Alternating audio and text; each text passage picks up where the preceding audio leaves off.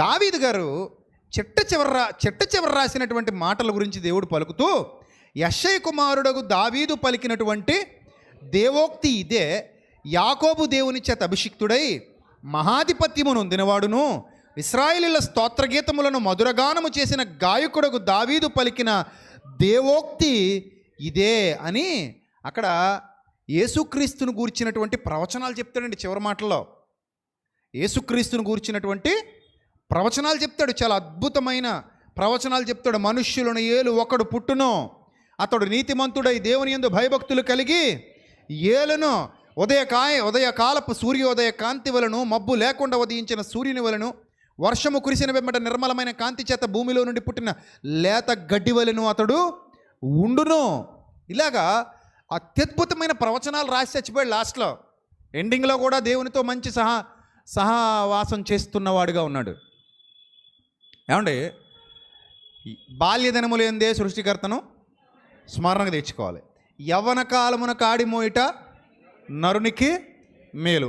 నేను వృద్ధుడనే తల నిడిసేంత వరకు కూడా నన్ను విడనాడకము, నేను నీ మాటలు ప్రకటిస్తాను అనేవి ఈయన అంటాడు. అంటే ఏ దశలో దేవుణ్ణి వదిలేశారు వాళ్ళు? బాల్యంలోనూ వదలలేదు, యవ్వనంలోనూ వదలలేదు, వృద్ధాప్యంలోనూ వదలలేదు. ఒక మాట చెప్పనా, ఏ దశలో అయినా మనం ఊపిరి వదిలేయగలమా? వదిలేయగలమా? ఏ దశలో అయినా నిద్ర వదిలేయగలమా? ఏ దశలో అయినా నీరు తాగడం మానగలమా? ఏ దశలో అయినా ఆహారం లేకుండా ఉండగలవా? అలాగే ఏ దశలో అయినా దేవుని యొక్క సహాయం సహవాసం లేకుండా మనం ఉండలేము, ఉండకూడదు. అది విశ్వాసి యొక్క లక్షణం. నువ్వు ఎక్కడున్నా ఎప్పుడైనా ప్రభు యొక్క సహవాసంలో వర్ధిల్లాలి, ప్రభు యొక్క కృపలో వర్ధిల్లాలి, ప్రభు యొక్క దయలో వర్ధిల్లాలి.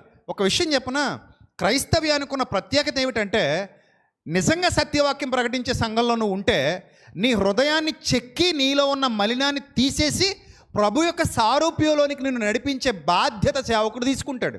అందుకే నువ్వు ఎప్పుడు సంఘానికి వచ్చినా ఆ వాక్యం నిన్ను కడిగినట్టే ఉంటుంది. వాక్యం నేను ఏం చేసినట్టు ఉంటుంది?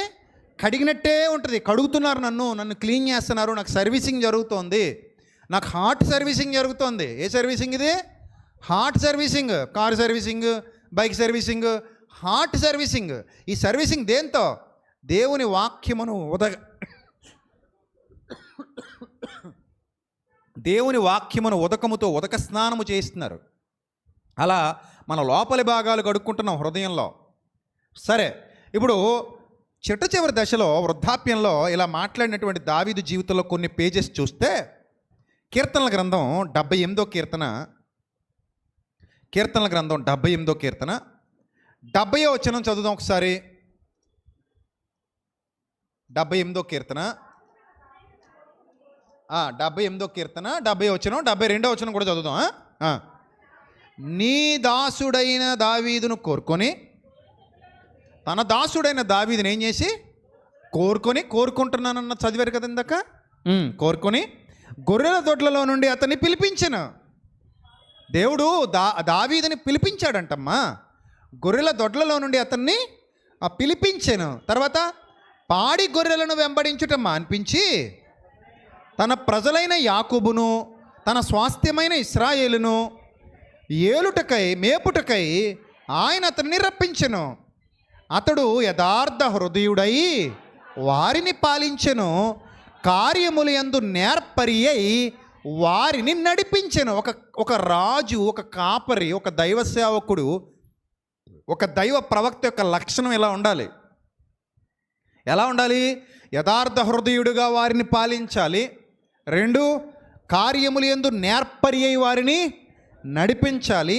అతన్ని పిలిపించుకున్నాడన్న విషయాన్ని గుర్తించాలి. తన స్థాయి మర్చిపోకూడదు. చచ్చేదాకా ఆ స్థాయిని గుర్తు చేసుకుంటూ దేవుని సేవలో ముందుకు కదలాలి.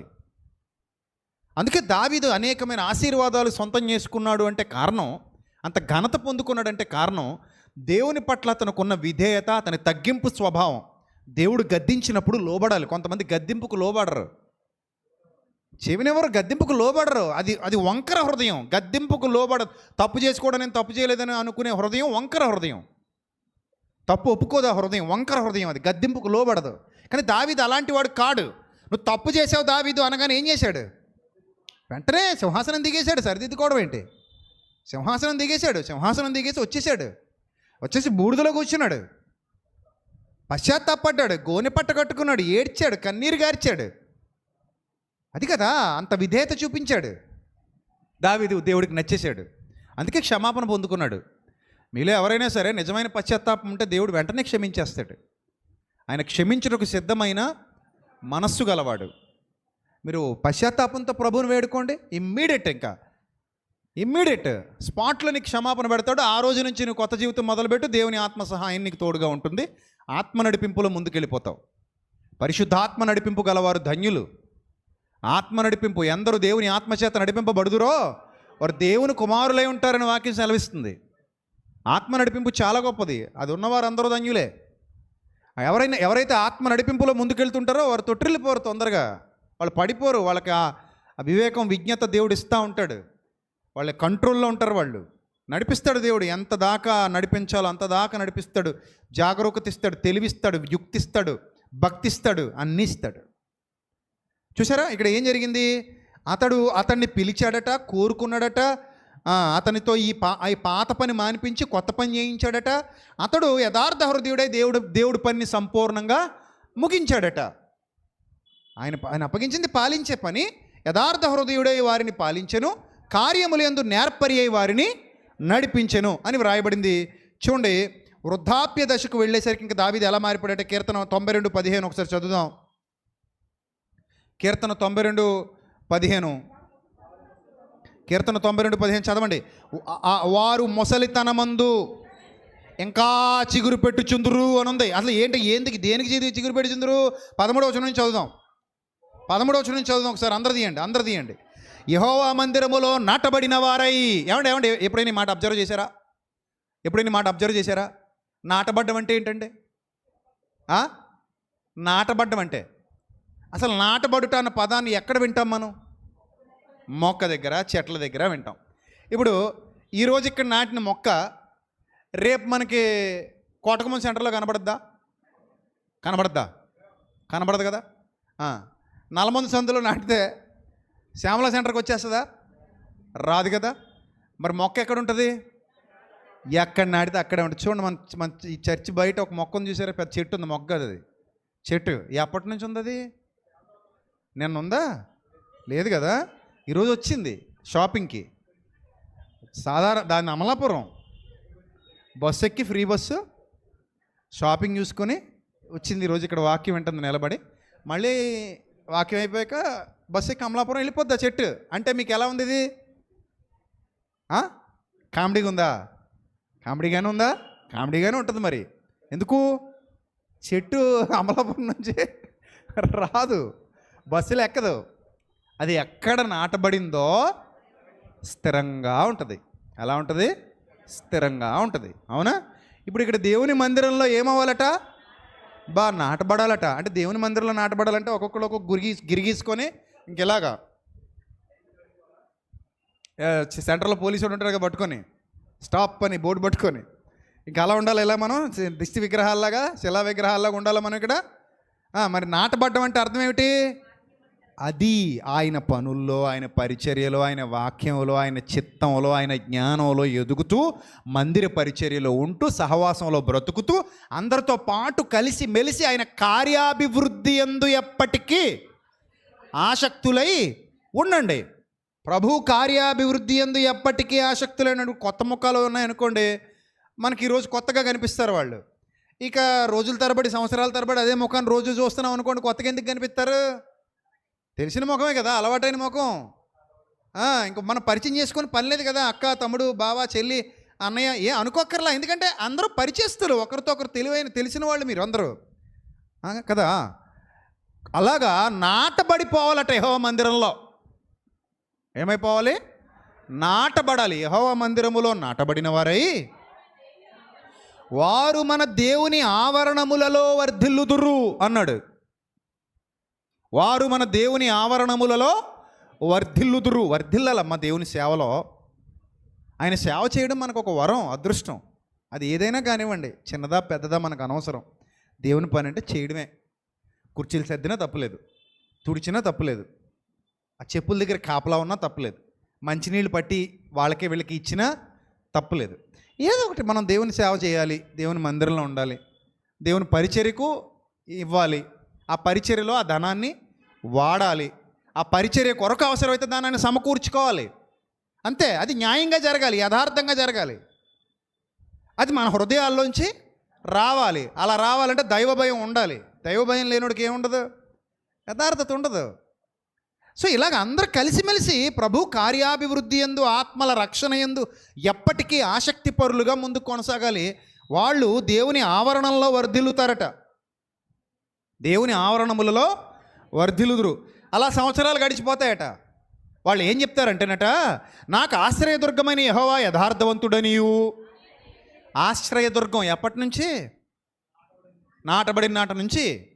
నాకు ఆశ్రయదుర్గమైన యెహోవా యథార్థవంతుడనియు, ఆయన యందు ఏ చెడుతనము లేదనియు, రాబోయే తరాలకు అందించాలి కదా జ్ఞానాన్ని, సువార్తని ప్రసిద్ధి చేయుటకై. వారు మొసలితనమందు ఇంకా చిగురు పెట్టుచుందురు. సారం కలిగి ఎలాగుంటారటమ్మా? పచ్చగా ఉంటారట.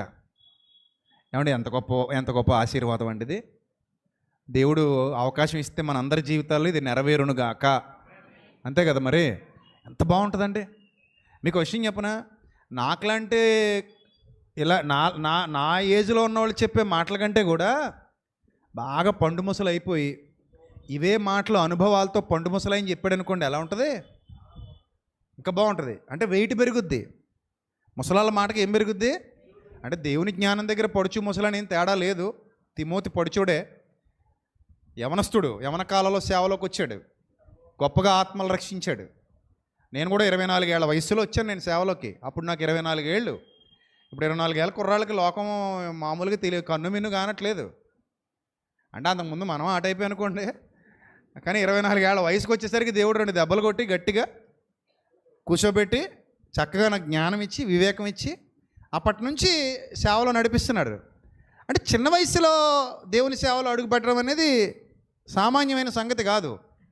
అప్పటి నుంచి ఏ మచ్చ లేకుండా యథార్థంగా ఆయన పరిచర్యలో వాడబడ్డం అనేది సామాన్యమైన సంగతి కాదు.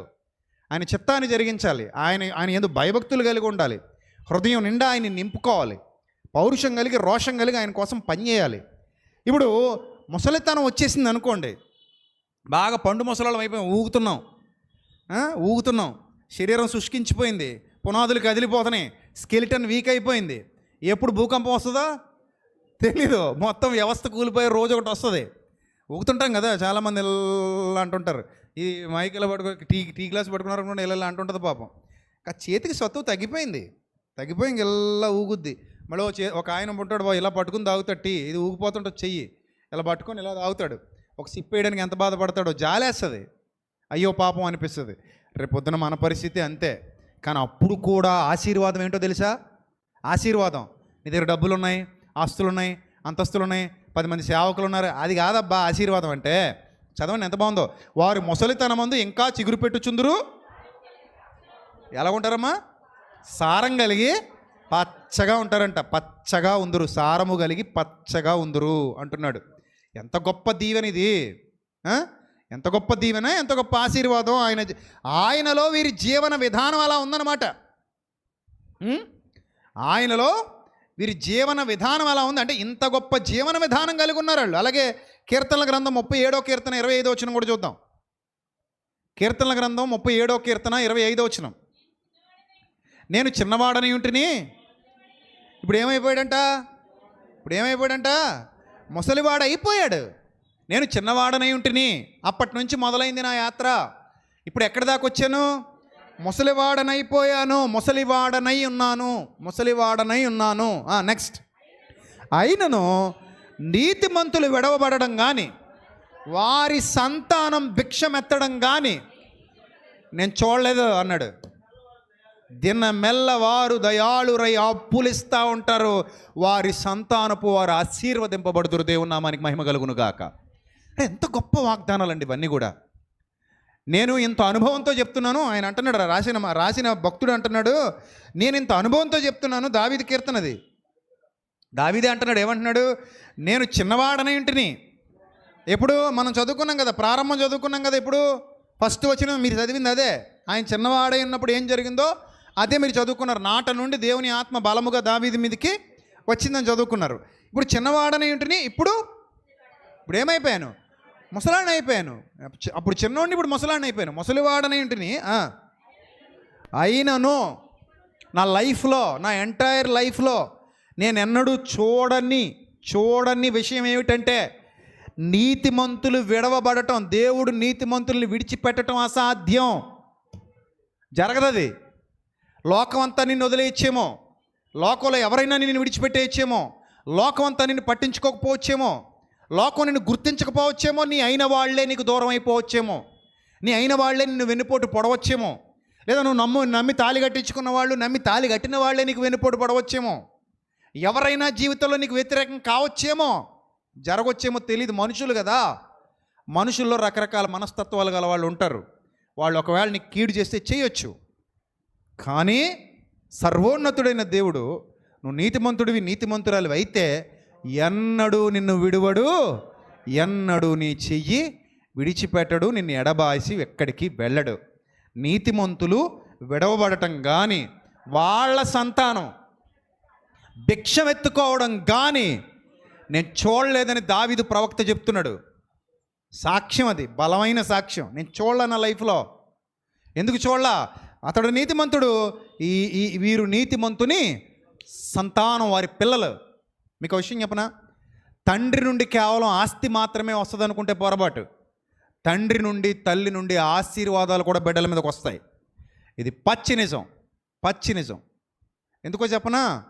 ఒక నీతిమంతుడు తన యొక్క పరిధిలో, తన యొక్క ఆ యొక్క వ్యక్తిత్వంలో, ఆ చుట్టూతా వ్యాపించి ఉన్నటువంటి అతని యొక్క శక్తి ద్వారా, అతని యొక్క ప్రయోజనకరమైన వ్యక్తిత్వం ద్వారా అతని పిల్లలకు కూడా అతనికి ఉన్న ఆశీర్వాదాన్ని పంచుతాడు. ఆ దీవెన ఆ కుటుంబం మీద ఖచ్చితంగా వస్తుంది, అందులో ఎలాంటి సందేహం లేదు. ఇప్పుడు మీకు విషయం చెప్పనా? అబ్రహామును బట్టి ఎవరికి వచ్చిందట రక్షణ? లోతుకు వచ్చింది. నిజం, అదే చెప్తుంది బైబిల్ గ్రంథం. అబ్రహామును బట్టి ఎవరికి వచ్చింది? లోతుకు వచ్చింది. లోతును బట్టి, లోతు భార్యకి, లోతును బట్టి లోతు కుటుంబానికి. కానీ ఈమెం చేసింది? వద్దమ్మా అంటుంటే ఏం చేసిందట? వెనక్కి తిరిగి చూసిందట. మిమ్మల్ని బట్టి మీ పిల్లలకి ఏం రావాలి? ఆశీర్వాదం రావాలి. అలా బతకాలి మనం. నేను నీతిమంతుడిని అనుకోండి, నా పిల్లలు భిక్షమెత్తరు. నన్ను బట్టి నా తండ్రి వారి మీద కరుణ చూపిస్తాడు. వాళ్ళైనా వినకుండా, మారకుండా ప్రవర్తిస్తే అప్పుడు వదిలేస్తాడు. అరే నాయనా, మీ నాన్నను బట్టి ఎంతకాలం ఓర్చుకున్నాను అప్పుడప్పుడు అంటున్నారు కదా అప్పుడప్పుడు ఊళ్ళల్లో వింటుంటాం మనం. అరే మీ ఫాదర్కు ఉన్న రెప్యుటేషన్ దెబ్బతీస్తున్నావు నువ్వు, మీ ఫాదర్ని బట్టి, మీ మదర్ని బట్టి వదిలేస్తున్నావు, ఇంకోసారి ఇలా కానీ రిపీట్ అయిందా మీ నాన్నమ్మ కొంచెం ఉండను, మీ అమ్మమ్మ కొంచెం ఉండను అంటారు. అప్పుడప్పుడు ఇంకో మాట కూడా అంటారు, అరే ఎలాంటి ఆయన కడుపును పుట్టావురా, ఎలాంటి ఆయన కడుపును పుట్టావు, ఎలాంటి ఆమె కడుపును పుట్టావు, మీ నాన్నగారు అసలు ఆయన బతుకేంటి, ఆయన భక్తి ఏంటి, ఆయన జీవితం ఏంట్రా, ఆయన రేంజ్ ఏంటి, నువ్వేంట్రా నాయన ఇలా తగలటావు, అలాంటి గొప్ప ఆయన కడుపుని ఎలా పుట్టావురా నువ్వు, చెడబుట్టావు అంటారు. కానీ అతనిని బట్టి కొంతైనా ఇతనికి ఏమిస్తారు? అవకాశం ఇస్తారు. ఎవరా ఇస్తారు? మనుషులే ఇస్తుంటే దేవుడెవడు చెప్పండి? మనుషులే ఇస్తున్నారమ్మా అవకాశం, దేవుడెవడా? ఖచ్చితంగా ఇస్తాడు. ఒకవేళ మీ నాన్నగారి బాటలో, మీ అమ్మగారి బాటలో నీతిమంతుడు, నీతిమంతురాలు కడుపును పుట్టి అదే బాటలో నువ్వు కూడా నడుస్తున్నావు అనుకో, ఇంకా నిన్ను ఇంక చూడక్కర్లా. ఎందుకంటే నువ్వు దేవుని చేతిలో వెలుగుతున్న దీపానివి. నిన్ను ఎవడ ఆర్పలేడు. ఏ సుడిగాలి నిన్ను ఆర్పజాలదు, ఏ పెనుగాలి నీ మీదికి రాదు, ఏ భయము నిన్ను ఆవరించదు, ఏ సాతానుడు నిన్ను చుట్టుముట్టలేడు. దేవుని శక్తి చేత కాపాడబడుతున్న గొప్ప వెలిగే దివ్యలాగా నువ్వు మారతావు, ఒక జ్యోతిలాగా మారతావు. ఆయన నిన్ను విడువడు, ఎడబాయడు. ఆయన ప్రొటెక్షన్ ఉంటే ఆ లైఫే సూపరు. ఆయన ప్రొటెక్షన్ ఉంటే ఆ లైఫ్ చాలా అద్భుతంగా ఉంటుంది. ఇప్పుడు దావీదు అదే చెప్తున్నాడు, నీతిమంతుల పిల్లలు భిక్షమెత్తడం నేను ఎప్పుడు చూడలేదు అబ్బా నా బతుకులో అంటున్నాడు. వాళ్ళ సంతానం భిక్షమెత్తరు, వాళ్ళు అప్పిస్తూ ఉంటారంట. దినమెల్లవారు దయాళురై అప్పు ఇచ్చే స్థితిలో ఉంటారంట. వాళ్ళు అప్పు ఇచ్చిచుందరు. వాళ్ళ సంతానం ఏమవుతుంది? వారి సంతానం వారు ఆశీర్వదింపబడుదురు. కీడు చేయటం మాని మేలు చేయము, అప్పుడు నీవు నిత్యం నిలుస్తావు. ఏలయనగా యెహోవా న్యాయమును ప్రేమిస్తాడు, ఆయన తన భక్తులను విడువడు, వారెన్నటికి కాపాడబడుదురు. చాలదండి ఈ మాటలు.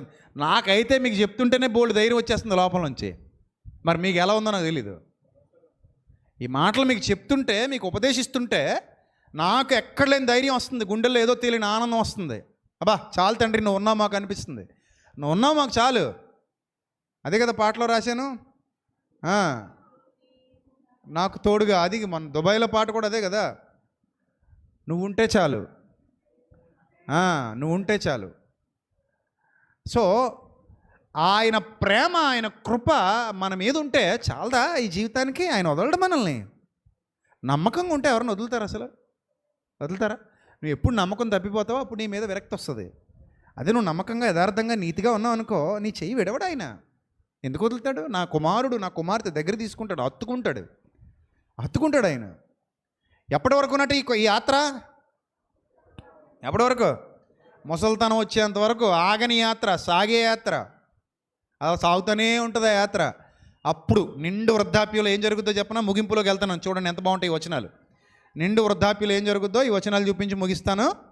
ఆదికాండం 15వ అధ్యాయం 15వ వచనం.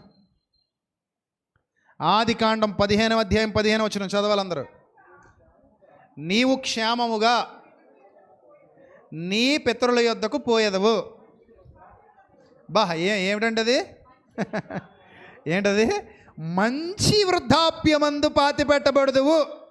ఏ వృద్ధాప్యం అంట? చెడ్డ వృద్ధాప్యం అంటే ఏంటి మరి?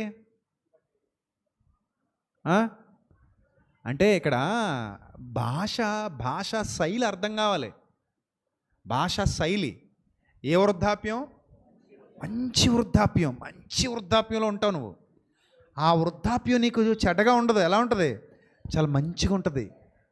అంటే నువ్వు ముసలాడివి అయిపోయినా, ముసలమ్మ అయిపోయినా, ముసలిదానివి ముసలోడివి అయిపోయినా అప్పుడు కూడా మంచి ముసలితనంలో ఉంటావు. అంటే 120 ఏళ్ళు ముసలాడే కాదా? కాళ్ళకి సత్తు తగ్గల, కంటికి చూపు తగ్గల, ఇంకేంటి? కానీ ముసలోడు. ఏ ముసలితనం అంటారు దాన్ని? మంచి ముసలితనం. మొన్న ఒకళ్ళు సాక్ష్యం ఇస్తున్నారు. మా బామ్మ ఉందండి, ఇప్పటికే పప్పు రుబ్బుద్ది, వంట చేసేద్ది, ఆవిడ పని ఆవిడ చేసేసుకుంటుంది, పొద్దున్న లేచి కళ్ళపలో వేసేద్ది.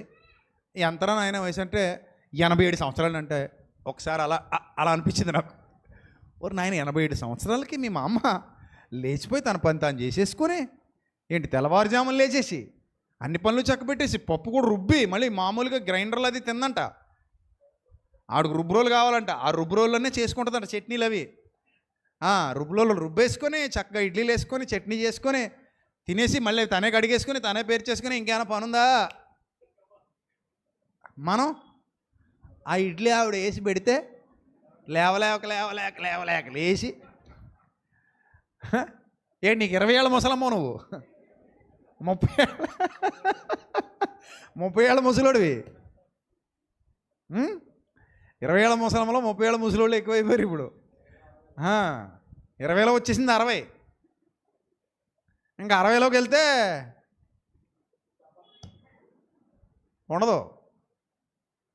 మంచి వృద్ధాప్యం అట. ఎంత ఆశీర్వాదకరమైన స్థితి అండి ఇది. మంచి వృద్ధాప్యం అందు నువ్వేం పెద్ద బాధపడవు నాయన. అలా తిరుగుతా దేవుని సన్నిధికి వెళ్ళిపోతావు. ఏమంటే దేవుడా ఆశీర్వాదం నాకు ఇచ్చునుగాక, మీకు కూడా ఇచ్చునుగాక, బాధపడకండి. ఒక 80 ఏళ్ళ వయసులో తిరుగుతూ అన్ని పనులు మన పనులు మనం చేసుకుంటూ, లేదు 90 ఏళ్ళ వయసులో మన పనులు మనం చేసుకుంటూ చక్కగా తిరుగుతూ గాలిపటం ఎగిరిపోయినట్టు అలా ఎగిరిపోయామనుకోండి, అసలు ఏమి స్థితి అండి అది, ఏమి హ్యాపీనెస్ అది.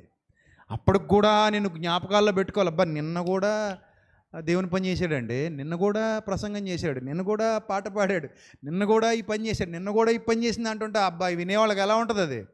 దేవుడు అలా ఆశీర్వదించాడు ఇతన్ని. చూడండి, చదవండి ఎంత బాగుంది అన్నమాట. నేను చదివినప్పుడు నేను అలాగే ఆశ్చర్యపోయా. ఇలాంటి ఆశీర్వాదాలు కూడా ఉంటాయి బైబిల్లో. ఉన్నాయి, మనకేమీ కనబడవు. పక్కింటోడికి కలిపేసుకోవడమే మనకు ఆశీర్వాదం. ఎదిరింటోడు అప్పుల పాలు అయిపోవాలి, మనకు అమ్మేయాలి. దరిద్ర కొట్టోళ్ళు ఎప్పుడు ఇవే, ప్రభు ఆ స్థలం మాకు కలిపేయాలి ప్రభువా, ఈ పొలం మాకు కలిపేయాలి ప్రభువా, ఆడ చచ్చిపోతే మాకు వచ్చేయాలి ప్రభువా. ఊరు దరిద్రులారా, దౌర్భాగ్యులారా, ఎందుకు పెంటాస, చండాలమాస? ఏముండాలి మీకు? ప్రభువా నా కష్టార్జితం నేను అనుభవిస్తే చాలు, నా కష్టార్జితం సమృద్ధిగా దీవించబడితే చాలు, వాటితో నేను నా పిల్లలు ఏ సమస్యలు లేకుండా ఆనందంగా బ్రతికితే చాలు, నాకు ఏది అవసరమో అది నాకు ఇచ్చే తండ్రి. ఇతరులకి ఇచ్చే, నాది నాకు ఇచ్చే. ఏం లోటు మనకు? అలా అడిగితే మొత్తం నాకు ఇచ్చే అంటే దరిద్ర బుద్ధి కాదు అది, అంతే కదా? వాళ్ళకి ఇవ్వు, నాకు ఇవ్వు ప్రభు అని ప్రార్థన చేయి, అంతే కదా? మరి వాళ్ళని దీవించు, నన్ను కూడా దీవించు, వాళ్ళని ఆశీర్వదించు, నన్ను కూడా ఆశీర్వదించు. మంచోళ్ళు చేస్తారు ఇలాంటి ప్రార్థన. నన్ను మాత్రమే దీవించు, మా తోటి కోడల్ని శిక్షించు. ఏంటది? శిక్షించాలా? మీ తోటి కోడలు శిక్షించాలా? మీ తోడోళ్ళని ఏం చేయాలి? చంపేయాలా? మా అత్తగారిని వేసే ప్రభు మొన్న చెప్పాను కదా, 20 రూపాయల కాగితం మీద.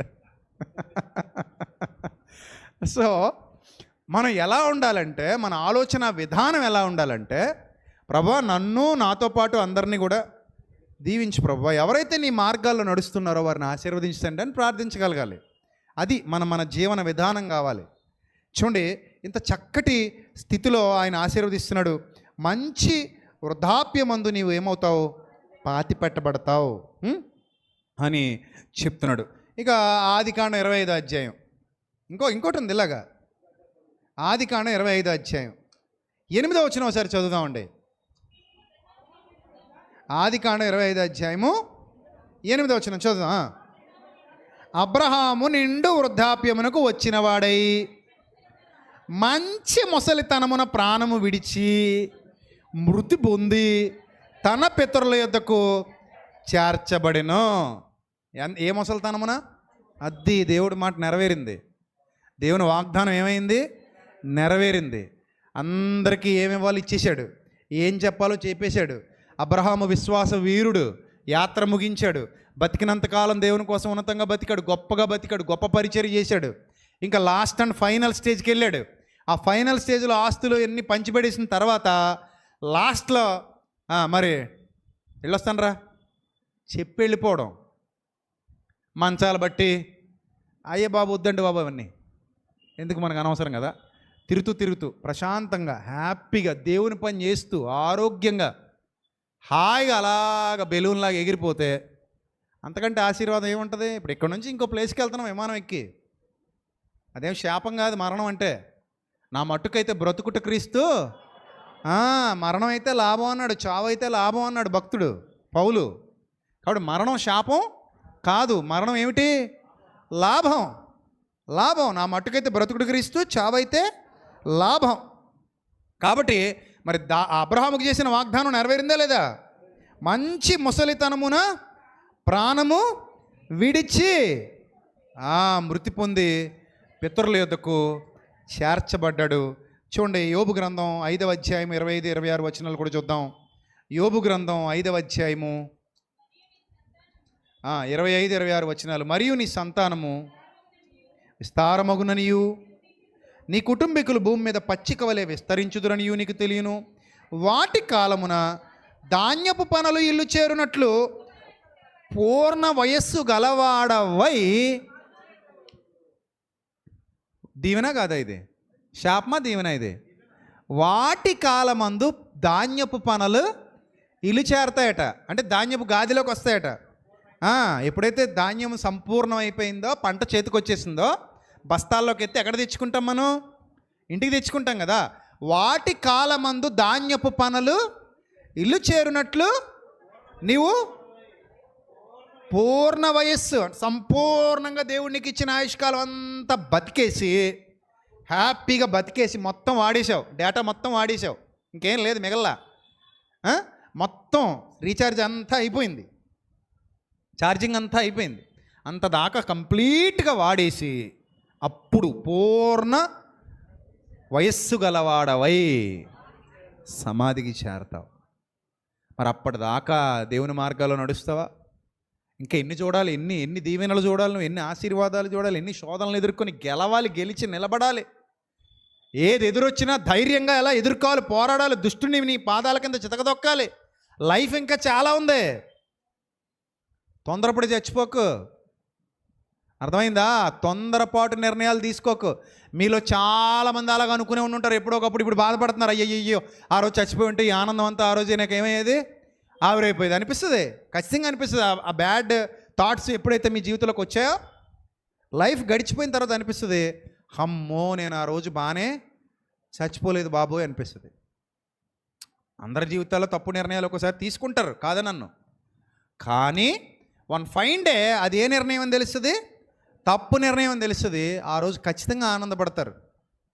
అమ్మో నేను అది క్రియారూపంలోకి తీసుకురాలేదు, అందుకే బాగున్నాను. కొంతమంది చేసి బయటపడుతుంటారులేండి, చావు దాకా వెళ్ళి బతికి వస్తుంటారు. అలాంటి వాళ్ళు కూడా హ్యాపీ ఫీల్ అవుతారు. ఎందుకో తెలుసా? లైఫ్ అనేది ఒకసారి తీసుకుంటే ఒకసారి ఇచ్చేస్తుంది. నీ మొత్తం తీసేసుకోదు. ఒకసారి తీసుకుందా నువ్వు ధైర్యంగా నిలబడు, మళ్ళీ ఏదో ఒక రూపంలో నీకు అది వచ్చేస్తుంది. ఎక్కడికి పోదు, ఎక్కడికి పోదు. నీకు తిరిగి వస్తుంది. దానికంటే గొప్పగా వచ్చినా ఆశ్చర్యపోక్కర్లేదు. ఏదో అయిపోయింది, పతనం అయిపోయాను, లాస్ అయిపోయాను, వ్యాపారం పోయింది, ఉద్యోగం పోయింది, డబ్బులు పోయాయి, అప్పులు అయిపోయాను, ఆస్తులు పోయాయి, అంతస్తులు పోయాయి, అది పోయింది, ఇది పోయింది, ఇంకోటి పోయింది. ఏ విషయంలో నువ్వు బాధపడొద్దు. ఎందుకో చెప్పనా? ఇది పోయింది పోయింది పోయింది అంటున్నావే, అసలు అది నీకు ఎప్పుడు వచ్చింది? పోయిన ప్రతిదీ మధ్యలో వచ్చిందే కదా. పోయిన ప్రతిదీ పుట్టుకతో ఉందా నీ దగ్గర? మొలతాడు కూడా లేకుండా పుట్టావు నా తమ్ముడు, ఆ చెల్లెమ్మ, అక్క, అన్న. ఏమి లేవు మన దగ్గర. ఒంటి మీద నూలు పోగు లేదు. మనం పుట్టినప్పుడు దిగంబరులుగా పుట్టాం. ఏమున్నాయి మన దగ్గర నువ్వు పోయి నేను బాధపడడానికి? పోతే పోనీ మళ్ళీ వస్తుంది. కొన్ని పోయినా బాధ ఉండదంట. అది పెద్దదైతే బాధ ఉంటుందంట. రూపాయి పడిపోతే బాధ ఉండదంట, కానీ ₹1,00,000 పోతే మాత్రం చచ్చిపోతామంట. అరే రూపాయి అయినా పోయిందంటే, 1,00,000 అయినా పోయినట్టే. వచ్చేది 10 లక్షలు వస్తుందేమో ఎవడికి తెలుసు? ఈరోజు చచ్చిపోతే రేపు కానీ ఎల్లుండి కానీ 10 లక్షలు వస్తే మరి ఎలాగా? చచ్చిపోయి పైనుంచి చూస్తుంటావా? అబ్బబ్బబ్బబ్బా ప్రభా మళ్ళోసారి పంపు ప్రభా, మళ్ళోసారి పంపు ప్రభా. ఏమన్నా సినిమా అనుకున్నావు? ఏంటిది ఎముడికి మొగుడు అనుకున్నావా? మళ్ళీ ఇంకో దిక్కుని పెట్టడానికి నిన్ను అవన్నీ కల్పితాలని నీకు తెలుసు కదా. చూసి వచ్చేసావు కదా, ఎప్పుడో చూసావు కదా. ఇవన్నీ కల్పితాలు, ఈ నిజం కాదు అని తెలుసు కదా నీకు. నిన్న ఇంకేం మళ్ళీ రావడం, నువ్వు చచ్చావంటే చచ్చావు అంతే. మళ్ళీ సమాధి బట్టమని తెలవడం, అందులోంచి ఇలా పైకి వచ్చేయడం, నా ఫెయిర్ అండ్ లవ్లీ ఎక్కడ పెట్టారని అడగడం ఉండదు.